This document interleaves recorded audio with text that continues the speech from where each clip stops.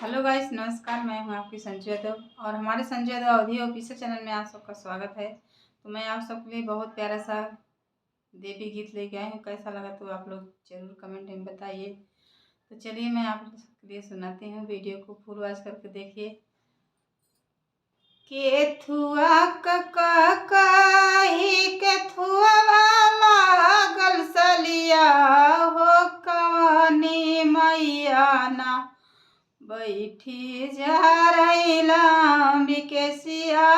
हो कवानी मैया ना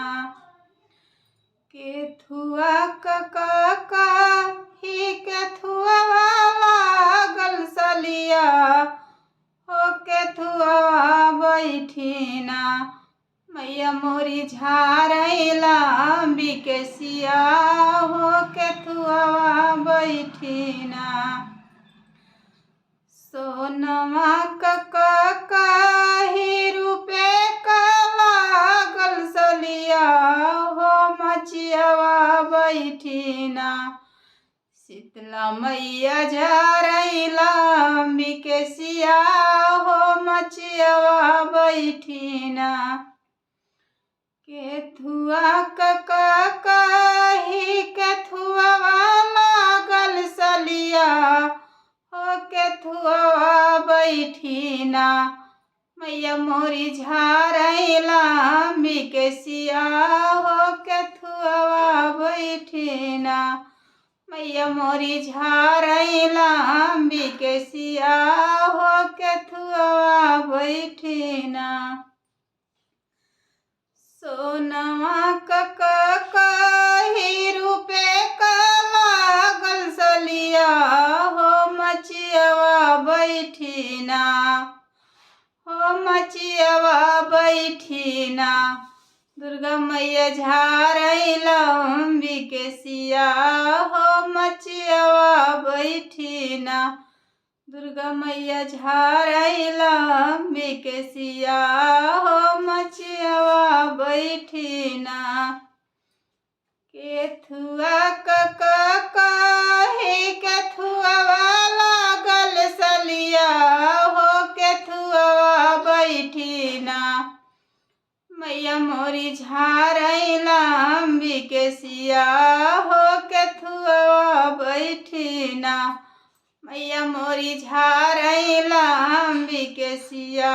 हो केथुआ बैठी ना